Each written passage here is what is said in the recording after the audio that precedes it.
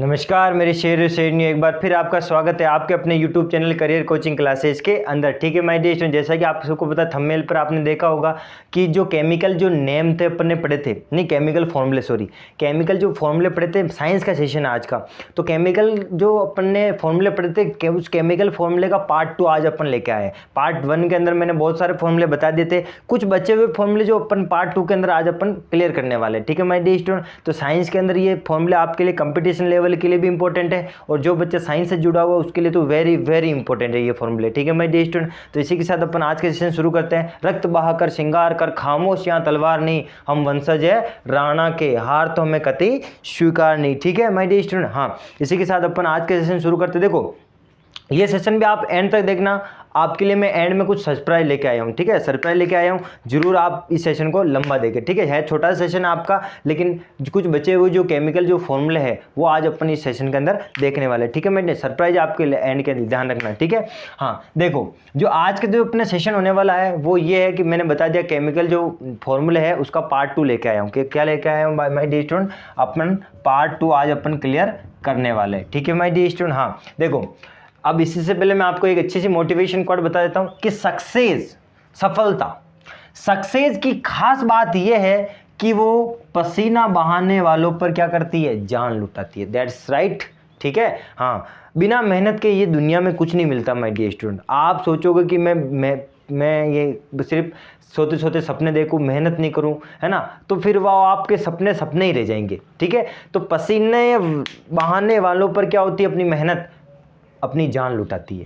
ठीक है ना माय डियर स्टूडेंट, जो मेहनत करता है पसीना बहाता है, ठीक है ना, उसके ऊपर भी सफलता क्या करती है, सफलता कहती है ले यार तेरे को जितना चाहिए तू ले ले मेरे से। ठीक है माय डियर स्टूडेंट, तो सक्सेस की यही खास बात है कि वो पसीना बहाने वालों पर क्या करती है, जान लुटाती है, मेहनत, हार्ड वर्क। ठीक है माय डियर स्टूडेंट, तो पार्ट 2 के अंदर जो बचे हुए जो फॉर्मूले वो आज अपन क्लियर कर लेते हैं। ठीक है, ताकि अपना ये साइंस का जो देखो पार्ट 2 के अंदर आज अपन क्लियर करने वाले, देखो क्या क्या सेशन करने वाले हैं। जैसे आपको मैं बता देता हूं, जैसे HCl एक अम्ल होता है। ठीक है माय डियर स्टूडेंट, HCl अम्ल, अब ये पता है इसका नाम क्या है, ये कहीं भी आ सकता है साइंस के अंदर, हाइड्रोक्लोरिक अम्ल।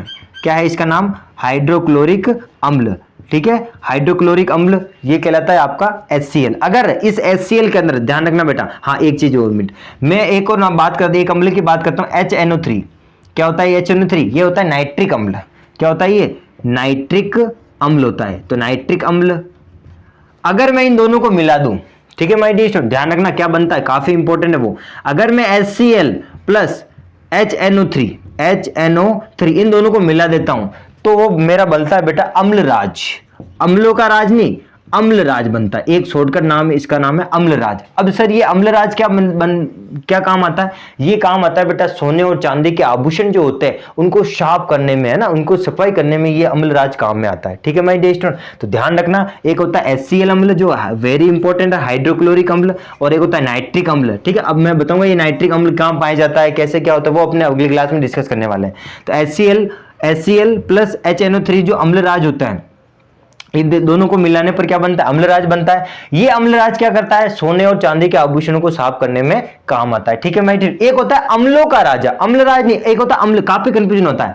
अम्लों का राजा की अगर मैं बात करूं, है ना, अम्लों का राजा, तो अम्लों का राजा तो होता है बेटा H2SO4, जिसको बोलते हैं सल्फ्यूरिक अम्ल, H2SO4। इसका सही नाम क्या है, सल्फ्यूरिक अम्ल, सल्फ्यूरिक अम्ल। ठीक है, ये कहलाता है अम्लों का राजा, लेकिन अम्लराज अलग है और अम्लों का राजा अलग है। ठीक है, तो ये इंपॉर्टेंट सेशन बन जाता है आपके लिए। ठीक है, अम्लों का राजा H2SO4 को बोला जाता है, पूछा गया है बोर्ड के अंदर और ये पूछा जाता है कंपटीशन एग्जामों में भी। ठीक है, अम्लराज और अम्लों का राजा। ठीक है माय डियर स्टूडेंट, ठीक है, तो HCl एक अम्ल होता है, HNO3 एक अम्ल होता है, नाइट्रिक, इन दोनों को मिला दे तो अम्लराज बना, और अम्ल एक होता है अम्लों का राजा, वो होता है H2SO4 सल्फ्यूरिक अम्ल बोलते हैं। ठीक है माय डियर स्टूडेंट, तो अब इसको मैं रब कर रहा हूं। ठीक है, अपन आगे चलते हैं, और क्या बचा हुआ सर अपना, तो ध्यान रखना ये भी काफी इंपॉर्टेंट बन जाता है साइंस के अंदर। ठीक है, एक अपना बचा हुआ है पोटेशियम परमैंगनेट, काफी इंपॉर्टेंट है। पोटेशियम को कैसे लिखते हैं, पीरियोडिक टेबल पता है ना आपको, हाँ ध्यान रखना, वो आवर्त सारणी जिसने नहीं देखी मैं लिंक डाल दूंगा डिस्क्रिप्शन के अंदर, वहां से क्लिक करके आप जरूर वो सेशन देखिए कि पीरियोडिक टेबल में पार्ट 1 और पार्ट 2 में मैंने क्या बताया था, S ब्लॉक और P ब्लॉक मैंने कंप्लीट पढ़ाया था, वहां जाके आप देख सकते हो। KMnO4 ये किसका फॉर्मूला है, KMnO4, अब ये मैग्नीज का सूत्र होता है, O4 है ना, ध्यान रखना। तो पोटेशियम परमैंगनेट, इसका सही नाम अगर मैं पूरा नाम पढ़ूं तो इसका नाम होता है पोटेशियम, क्या होता है, पोटेशियम परमैंगनेट, परमैंगनेट, ठीक है। इसी को अपन ये कहाँ काम आता है, ये काम आता है बेटा लाल दवा। अब आता है लाल दवा आपने देखी होगी, है ना, छोटा बच्चा होता है उसके माँ क्या करती है ना, मालिश करती है, जिसके द्वारा वो उसकी बॉडी क्या होती है, थोड़ी ठीक रहे। तो ये होता है पोटेशियम परमैंगनेट का फॉर्मूला होता है KMnO4, पोटेशियम परमैंगनेट, जिसे वो बोलते हैं लाल दवा, ठीक है माय डियर स्टूडेंट। हाँ, अब आगे और क्या बचा हुआ है, ये जो है, अब आगे और क्या बचा हुआ था, आगे एक बचा हुआ था पोटेशियम नाइट्रेट, ये भी काफी इंपॉर्टेंट है, ठीक है। पोटेशियम नाइट्रेट KNO3, ये क्या काम आता है, पोटेशियम नाइट्रेट बोलते हैं इसको, पोटेशियम नाइट्रेट।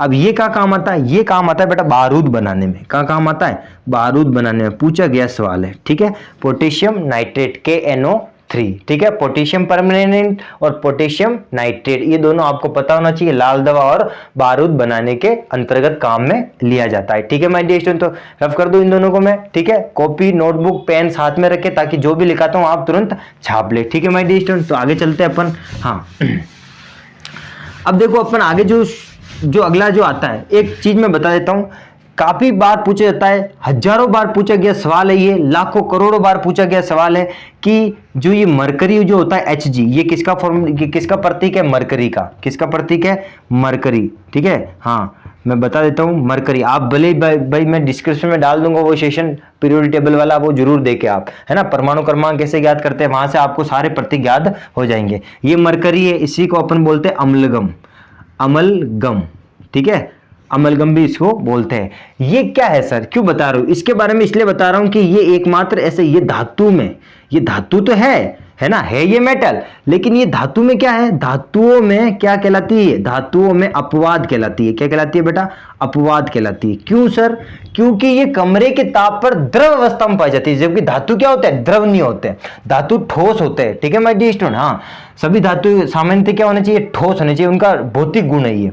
लेकिन ये मरकरी क्या होती है, धातु होने के बाद भी क्या करती है, कमरे के ताप पर, कमरे के ताप पर क्या करती है, द्रव अवस्था में पाई जाती है, द्रव अवस्था में पाई जाती है, ठीक है माय डियर स्टूडेंट। जो ये मरकरी है, ये कमरे के ताप पर, हजारों बार पूछा गया सवाल है, कौन सी धातु कमरे के ताप पर द्रव अवस्था में पाई जाती है। अब ये मरकरी कहाँ काम आती है बेटा, ये मरकरी आपको पता है थर्मामीटर में काम आती है। थर्मामीटर में जो भरा होता है वो पारा, इसका हिंदी में नाम क्या बोलते हैं अपन, पारा, है ना, सही नाम इसका हिंदी में क्या है, पारा, मरकरी का। तो वो थर्मामीटर में क्या भरा होता है, जो गाढ़ा गाढ़ा जो द्रव होता है वो होता है पारा, ठीक है। तो ये मरकरी ध्यान रखना बेटा, अम्लगम कहलाता है, थर्मामीटर में काम आता है, पारा भी इसी को बोलते हैं, धातु में अपवाद है, कमरे के ताप पर ये द्रव अवस्था में पाई जाती है। इसी का एक एग्जाम्पल आता है ब्रोमीन, वे भी हजारों बार पूछा गया सवाल और कंफ्यूजन करने के लिए पूछता है ब्रोमीन। ये बेटा क्या है, ये अधातुओं में अपवाद है, अधातुओं में अपवाद कहलाता है। क्या कहलाता है, अपवाद कहलाता है ना। यानी कि ये भी क्या होता है, सामान्यतः कमरे के ताप पर द्रव अवस्था में पाई जाने वाला अधातु पूछा जाता है। ये क्वेश्चन पूछा जाता है कमरे के ताप पर, है ना, कमरे के ताप पर द्रव अवस्था में पाए जाने वाला अधातु कौन सा है। अब बच्चे यहां कंफ्यूज होता है, सर अधातु है, मरकरी है, नहीं, अधातु पूछे तो बेटा क्या आ जाएगा, ब्रोमीन आ जाएगा। क्या आ जाएगा, Br क्या होता है, ब्रोमीन, क्या होता है, ब्रोमीन, है ना, ध्यान रखना। हाँ, तो ये सारा आप वहां मैं डिस्क्रिप्शन में लिंक डाल दूंगा, वहां से क्लिक करके आप देख सकते हो। तो ब्रोमीन कमरे के ताप पर एक ऐसा अधातु है जो कमरे के ताप अधातु है और ये धातु है, ठीक है माय डियर स्टूडेंट। और अपन आगे चलते हैं, ठीक है। तो ये नोटबुक पेन में उतार देना कॉपी के अंदर, ताकि आपको ये बार बार, है ना, कंफ्यूजन वाला मैटर नहीं होगा। काफी कंफ्यूजन होता है इन दोनों में हजारों बार। एक पूछता है आपके H2S, ये क्या है, हाइड्रोजन सल्फाइड, ये क्या काम आता है सर, ये भी हजारों बार पूछा गया सवाल है। सड़े हुए अंडे जैसी बदबू आती है इसमें से, कैसी आती है, सड़े हुए अंडे जैसी बदबू, है ना, अंडा जब सड़ जाता है, सड़े हुए अंडे जैसी बदबू कौन देता है, हाइड्रोजन सल्फाइड देता है। ठीक है माय डियर स्टूडेंट, और आपको पता है ये कौन सी गैस होती है, ये अमोनिया होती है। ठीक है, क्या होती है ये, अमोनिया होती है। ध्यान रखना, ये भी इंपॉर्टेंट, अमोनिया की हेबर विधि आप पढ़ोगे या नहीं पढ़ी तो मैं बता दूंगा आपको। ठीक है, फिर आपको मैं थोड़ा कंफ्यूजन दूर कर लेता हूँ कि सर काफी कंफ्यूजन होता है बच्चों के दिमाग में कि सर O और O2 और O3 ये क्या है। ठीक है, तो देखो मैं बता देता हूं, ओ अगर सिंगल आता है तो उसको बोलते हैं ऑक्साइड। क्या बोलते हैं, ऑक्साइड। कैसे सर बताओ, जैसे मैंने लिखा जिंक ऑक्साइड, क्या लिखा, जिंक ऑक्साइड, है ना, ये बोलते हैं इसे जिंक। अब जिंक जो धातु होती है ये क्या काम आती है बेटा, ये विरंजन के लिए काम आती है। ठीक है ना, विरंजन के लिए, तो ये जिंक ऑक्साइड बन गया, तो सिंगल ओ आती है वो ऑक्साइड बन जाता है ना, ऑक्साइड।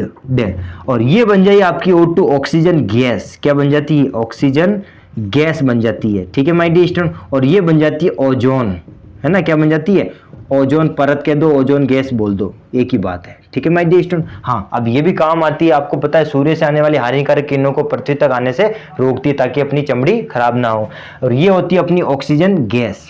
ठीक है माय डियर स्टूडेंट, और ये होती है अपना ऑक्साइड। ठीक है, हाँ इसी प्रकार आपने देखा होगा जो ये सल्फर है, मैं देखो इसको रफ कर रहा हूं, है ना, ध्यान रखना, अमोनिया सड़े हुए अंडे जैसी बदबू हाइड्रोजन सल्फाइड देती है। ठीक है, हाँ अब देखो मैं सल्फर जो है बेटा, ये सल्फर को बोलते हैं गंधक, इसको गंधक भी बोला जाता है, तो ध्यान रखना इंपॉर्टेंट है। ठीक है, अब SO2 और SO3, ठीक है, और SO4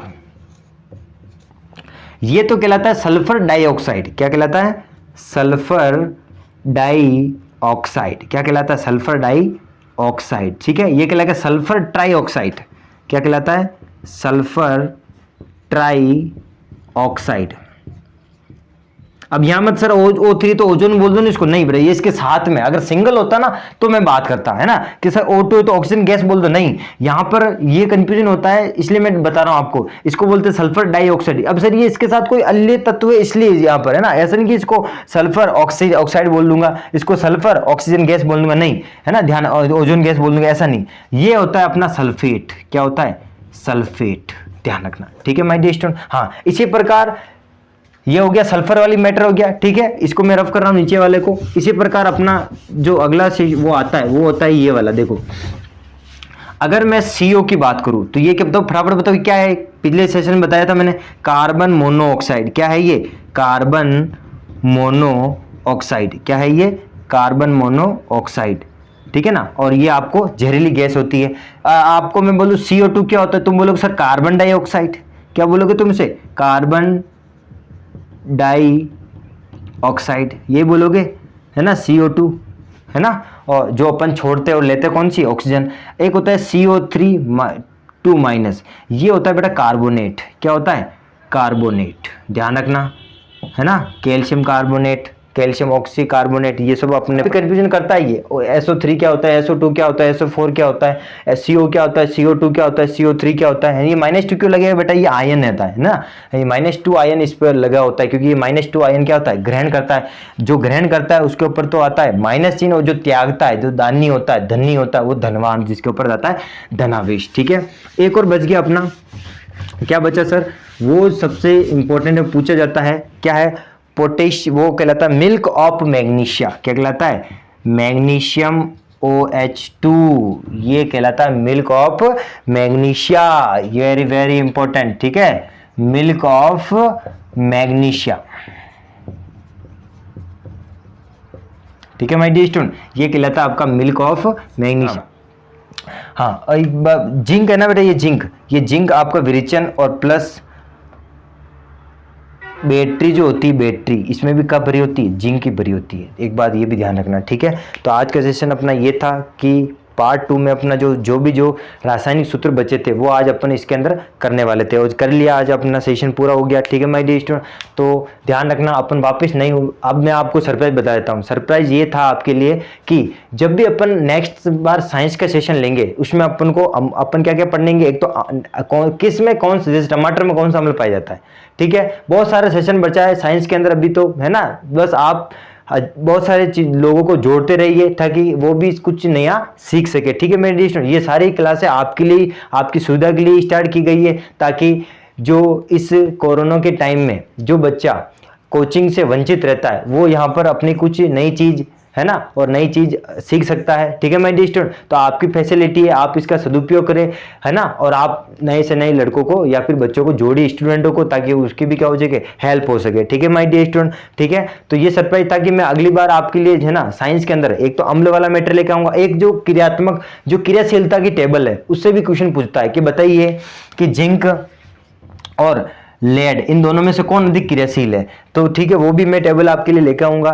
ठीक है, और फिर मैं आपको एक बता देता हूं, अब जो अपन सेशन लेंगे, ठीक है माय डियर स्टूडेंट, अब जो हर सैटरडे को, पहले बता दिया मैंने आपको, हर जो सैटरडे आएगा ना वहां मैं आपको एक मॉक टेस्ट डालूंगा। वो मॉक टेस्ट में आपको एक पेपर के रूप में डाल दूंगा, वो सबको देना है ताकि आपकी तैयारी मुझे परखनी है कि आप कैसे तैयारी करते हो। ठीक है माय डियर स्टूडेंट। हाँ, अपन क्या करेंगे, जो वीकली टाइम टेबल सेट करते हैं, देखो जो वीकली एक वीक रहता है, एक वीक के अंदर 2 क्लास लेंगे, 2 क्लास के अंदर जो सैटरडे रहेगा उस दोनों क्लासों का टेस्ट लेंगे, मॉक टेस्ट। ठीक है, फिर अपन ने तीन क्लास चल रही है, आपको पता है जीके चल रहा है, साइंस चल रहा है और गणित चल रहा है। जीके, साइंस और गणित ये 3 सेशन चल रहे हैं, तीनों में एक दिन 2 ले लेंगे, एक दिन 2, यानी कि एक सेशन कंटिन्यू रहेगा अपना। एक दिन जैसे आज अपन ने साइंस मैथ का ले लिया तो अगली बार साइंस को रख देंगे और जीके रख देंगे, फिर अगली बार साइंस हटा देंगे, जीके रख देंगे और गणित ले लेंगे। ठीक है, और हर सैटरडे को अपन क्या कर देंगे, या फिर आप बोलो तो संडे को रख देते हैं, नहीं संडे को सही नहीं रहता है, सैटरडे को सही रहता है, सैटरडे को अपन क्या कर देंगे, मॉक टेस्ट रख देंगे एक। ठीक है, ताकि आपकी तैयारी को परखने आ जाएगा। ठीक है, ये सरप्राइज था आपके लिए। ठीक है माय डियर स्टूडेंट,